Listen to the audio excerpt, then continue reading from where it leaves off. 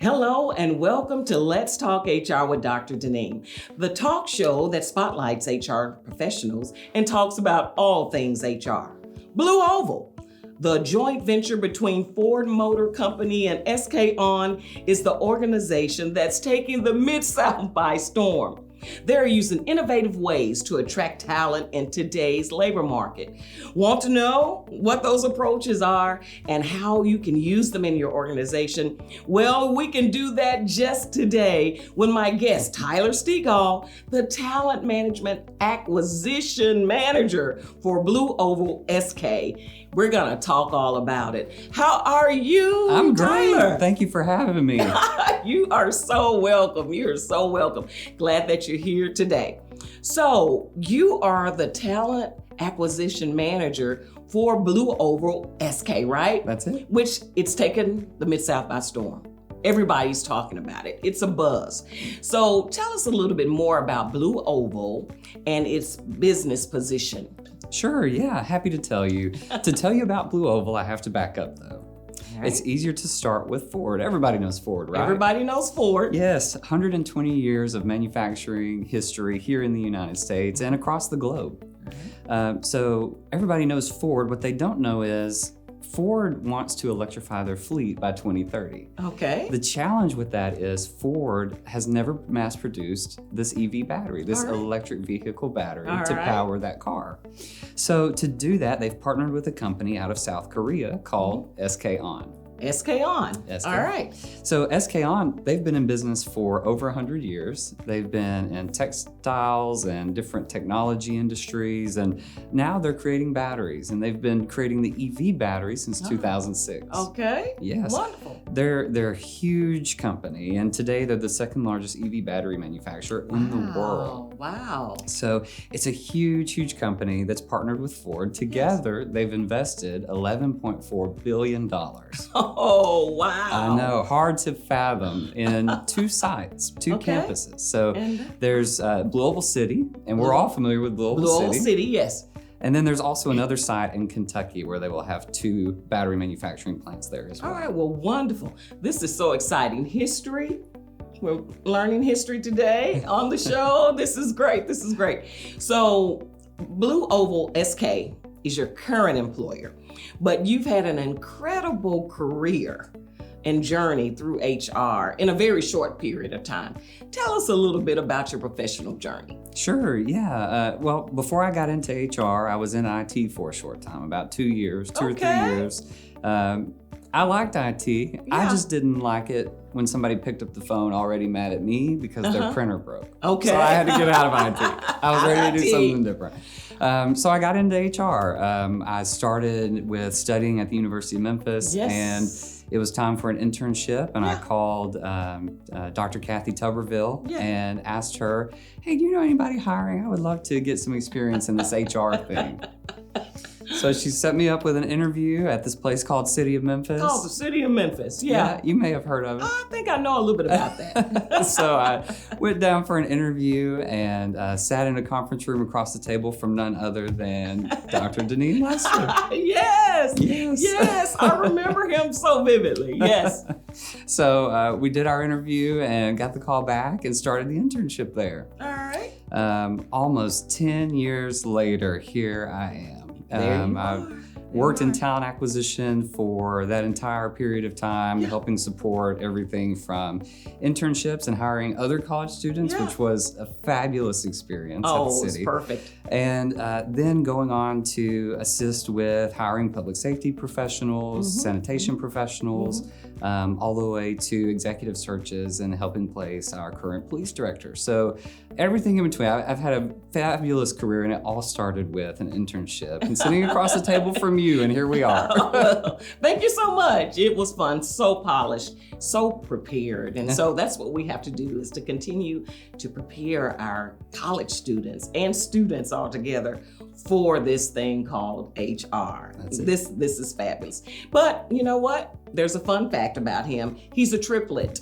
That's it. You're a triplet. Are you all alike? No, totally different. I tried to get one to come in and sit in for the interview for me. No, I can't do that. I don't have that leisure. So no, I'm the shortest and the oldest. All right. Okay, and the other two are a minute younger than I am. All right. One is stocky and he's a police officer back home. The other one is 2 inches taller than I am with blonde hair, and we're just totally different people. You never know. That is something. But I'm sure they all have the same spirit. So there has been a promising statistic recently in the recruitment arena.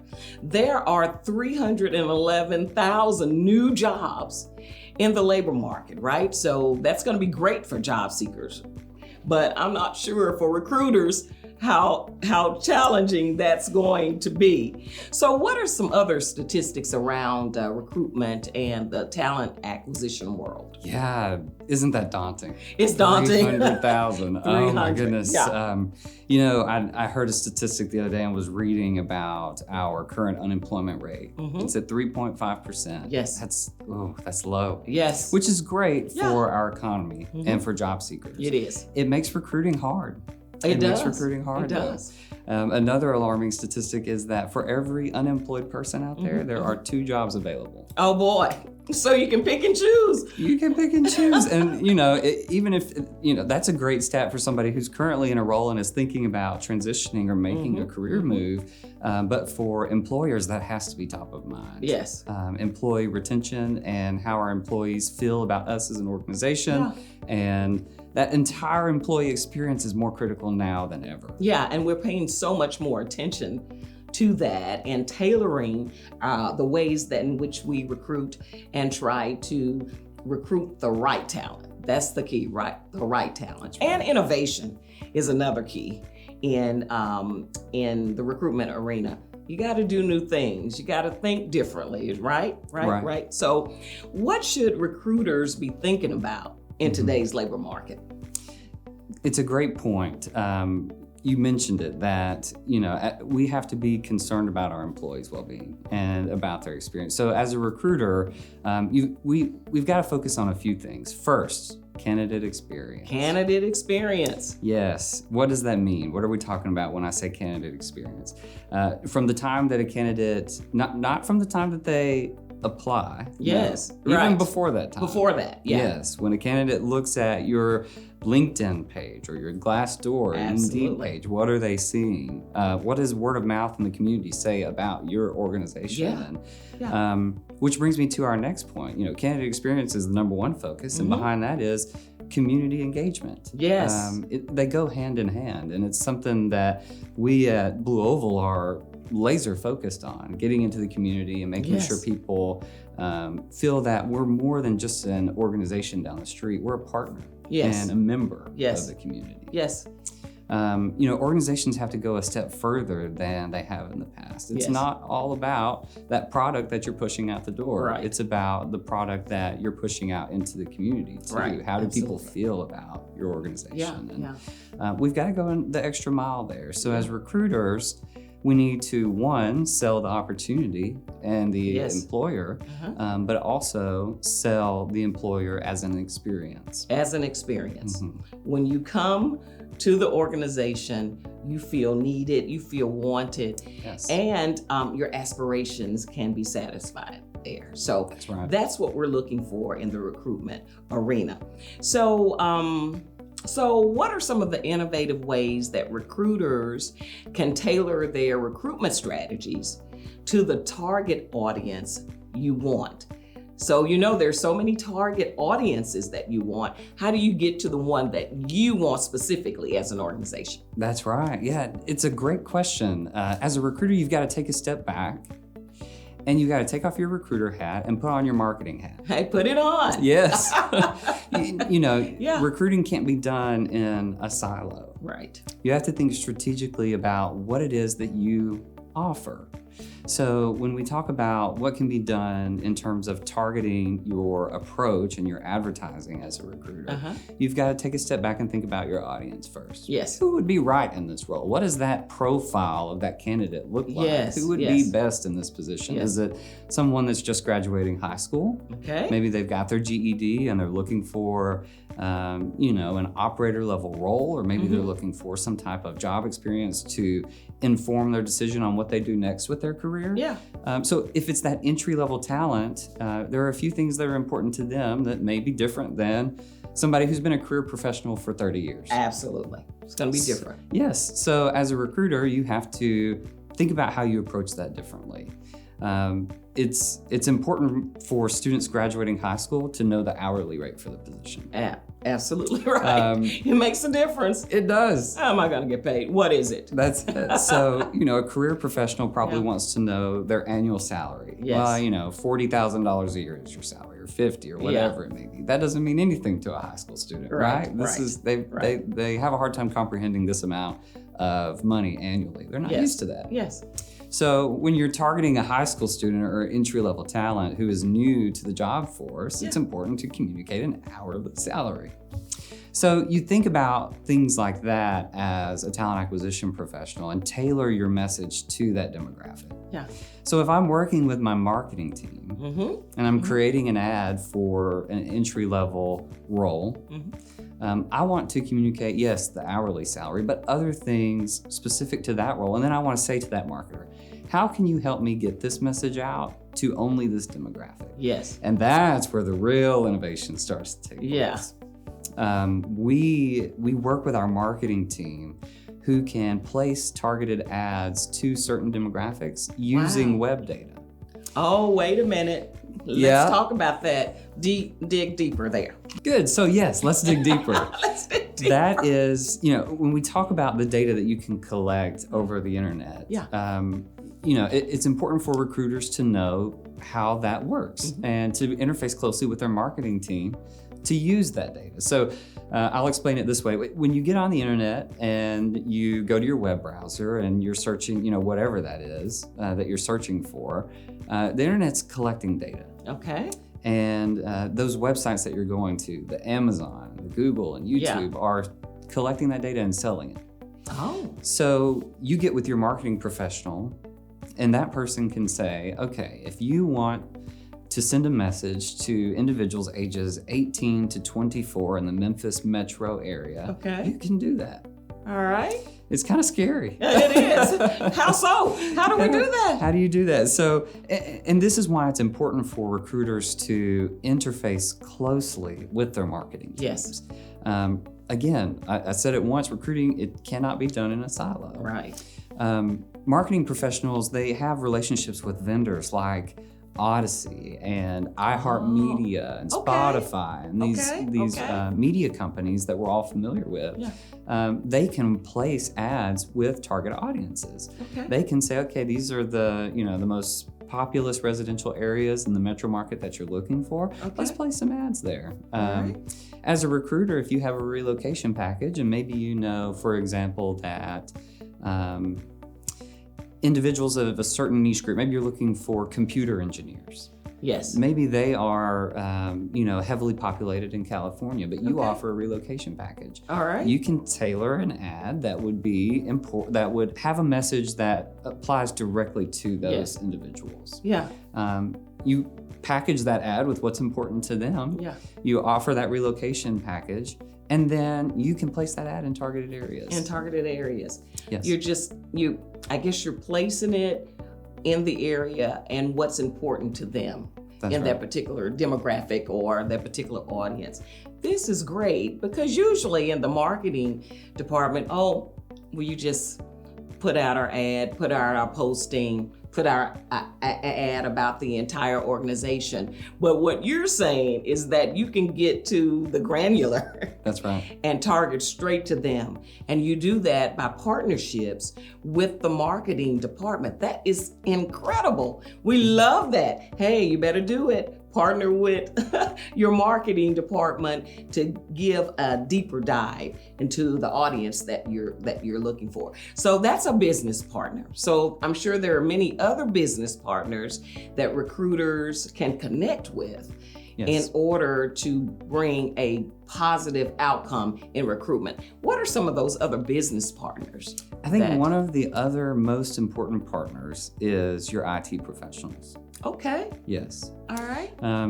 All of our recruiters are, watching the show or that we interface with are very familiar with their applicant tracking system, whatever that may be. Yes. It's important to utilize that tracking system to its full potential. Yes. You have the ability to look at the data coming into that applicant tracking system, extrapolate that, and make informed decisions about what's working and what's not. Okay. Am I getting most of my candidates from Indeed, or am I getting most of my candidates from, for this particular job, from a career fair that we've been doing on a reoccurring basis? So, you can identify using that tracking system what your sources are and where that data is coming from and who your successful candidate is. You can go a little further. You can say, yes, we got 400 applications from Indeed, but were my quality hires from Indeed? That we made our selections with? And so having your IT professionals tailor your system so that you get the data that's important to you, it is important, because that's how you make your informed decisions about how to adjust your recruiting strategies and methods. Yeah. So usually is that done by the recruiter working with that particular IT person, or can the organization as a whole, customize their data or customize their applicant tracking system to automatically pull those type things that you're looking for? Yeah, it starts with that initial conversation with that IT professional to set that up early on. Yes. Yes, and then adjust it over time. It's a mix of the two. I would get with that person and first explain your proposition. Yes. What is it that you're trying to accomplish, and make sure that that person's on board and has a good understanding and that the resources are there to support, and then work together on that. Yeah. Working together can be motivating. Both from the recruiter and the IT professional. The IT professional is here to support. And, just starting that conversation and being frank about what your needs are is a great place to start. Yeah. And you asked what other professionals. Yes. Again, recruiting can't be done in a silo. It's very important to partner with marketing and IT. Most important of all is your operations professionals, your hiring managers. Okay, tell us about it. No recruiter can recruit effectively without knowing the role well. Yes. We talked about that candidate profile earlier. Who would be a good fit for this job? That's got to be your first question as a recruiter, and you don't get that from reading a job description. Right, you don't. You have to go and talk with those people to find out, what are the essential functions of the job? Yes. What does it entail? Are there any physical demands for the job? All of those things that are going to be important to pinpoint those successful candidates. So it's not in a silo. No. It takes a village. You've heard that saying. It takes a village in order to do that. Right. So I know here's something that our viewers will want to know. Blue Oval SK, taking the Mid-South by storm, and people may be looking for other opportunities, right? Tell us about the type of jobs that you have available, and whether they're professional, technical. Tell us about it. Here you go. Absolutely. Well, this is my favorite topic. Happy to share. So at Blue Oval SK, we will hire over 2,500 individuals here in Tennessee and over 5,000 in Kentucky. Okay. With that amount of jobs, there are many, many opportunities. All right. Individuals who are just starting their career and want to know more about advanced manufacturing, this is a great opportunity for you. Wonderful. Getting in on the ground level of an operation like this that will, change the automotive industry for years to come is a great career building experience. Yes. So it's a fabulous opportunity for that individual who is coming out of high school or college, looking to get into advanced manufacturing and learning what it takes to make the vehicles on our roadways. So who is right for the role? We have many roles. We have our operators who will help us to create this battery. It's a pretty advanced manufacturing process. There are robots involved. There are, it's a very professional and clean working environment. It's not your grandfather's manufacturing. All right. It's not what you think it used to be. That's right. Yeah. So, it's a very clean, climate controlled, sterile, professional environment where you're operating these robots on these HMIs, these interfaces. So if you're interested in learning more about that and you want to know what roles are right for you, especially in that operator space, we have a website, and it's blueovalsk.com. You go there and you click on career opportunities, and you can learn all about each of the positions that we had. So that's our operator role for someone just getting into this environment. But if you're an engineering student, or maybe you're already in engineering, we will hire many, many engineers into these roles. And then any maintenance technician. Anyone who's worked in a facility that has worked on conveyors or an automated process would be great for these jobs. And then maybe you're an HR professional, or maybe you're in finance or accounting or IT. We'll need all of those roles too. Yes. You got your battery, but you got to have all the rest of them. That's right. Yeah, to make the whole. That's it. So I just encourage you, go to our website and take a look at those jobs. There's a Get Connected With Us tab where you can sign up for our newsletter. That way you can get a notice in your email every month. Here's what's going on at Blue Oval SK, and here's what you can experience. That is awesome. Well, you heard it here. You know the jobs, you know where to go, and you know how to get connected, which is very important. So let's start summing up things here. So how easy would it be for recruiters to go ahead and implement what we talked about today? Some of those innovative strategies, some of those ways in which to target those audiences. How easy is it for a recruiter to do it? Yeah, that's a great question. It can feel a little bit uncomfortable and overwhelming if you're not familiar with the analytics that comes along on the back end of your website, and how to utilize the data coming in from web searches, and how to create a tailored ad. It can be a little bit overwhelming. Recruiters are not necessarily used to it. This is a new labor market and a new approach. So how do you get started? My advice would be, first, start that relationship with your marketing professionals. Don't skip the fundamentals. Talk with the hiring manager, get a good understanding of the role, but go to your marketing professional and say, listen, this crazy guy on Dr. Deneen's show said that we can create tailored ads. Yeah. And start that conversation. Ask them, what does it take to place an ad on YouTube or some other website so that someone sees it? And get a good understanding of those fundamentals first, and then start the more advanced conversation of, okay, what's important to this high school student, and what do we have to offer that's unique, and what makes sense to include. So start by building that relationship and letting marketing know what you're trying to do, and understanding the terminology and key skills yourself. Go and do some web searches and do your own research and homework and get educated on this topic. Recruiters have to think like marketers. There's no way around it in this current market. So that's where I would start. All right. So any final advice that you would have for the recruiter in a talent acquisition role? Any others? I think my last piece of advice, and I don't mean to harp on this, but think like the candidate. Think like the candidate. Yes. What are they looking for? A candidate nowadays is bombarded with information about all jobs available. You can't drive down the street and not see 10 "we're hiring" signs, right? So think about what's important to that candidate, and think about which information is hitting them first and where it's coming from. Yeah. And then try to get ahead of that. So you really have to take your recruiter hat off, and you have to put yourself in some other seats to truly understand this dynamic and how to navigate it. Yeah. Well, this has been an awesome show. It's been an awesome show. And thank you so much for coming. Hey, you're going to have to come again. I will be on anytime you want to have me, Dr. Lester. Absolutely. Thank you so much. I'm so glad we're connected. So glad I met you on that very first day. Polished professional right out of college. Thank you so much. And now we'll switch to the HR Go-Getter Spotlight for April 2023. Our HR Go-Getter Spotlight for April 2023 is Melanie Holt. She is an HR generalist with international paper and has been with HR for 9 years.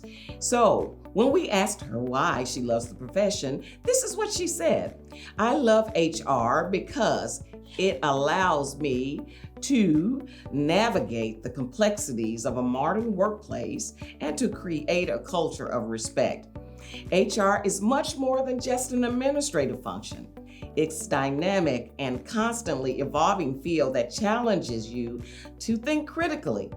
Creativity is a key, and you can find innovative solutions to complex problems. What I love most about HR is the diversity of people and issues I work with. Every day presents a different challenge, from mediating conflicts to implementing new policy, and there's always something new and exciting to work on. Although HR is not always easy, I find the purpose and fulfillment in knowing that I am doing meaningful work. In the end, HR allows me to use my skills and knowledge to make a real difference within the organization. It's not about power or privilege, but it's about creating positive change in the lives of people around me. To me, that's what makes it such a fulfilling and inspiring field that to work in perfectly. Congratulations, Melanie. You are the HR Go-Getter Spotlight for April 2023. Wow, this has been a great show. Innovation, technology, and forward-thinking leadership, recruiters and employees are elements that keep the organization on the cutting edge in talent acquisition. These are the things we as HR professionals can influence in our daily walks to advance this profession and bring the very best talent to our organizations. Be sure to watch a new episode of Let's Talk HR with Dr. Deneen, the first of every month on the YouTube channel of the same name. Please note, you can watch Let's Talk HR with Dr. Deneen and prior episodes at any time. Go to YouTube and type in the talk show title. Be sure to subscribe, no fee, and click on the notification bell. This is HR TV. I'm Dr. Deneen, and I want to talk HR with you. HR forever. See you next time.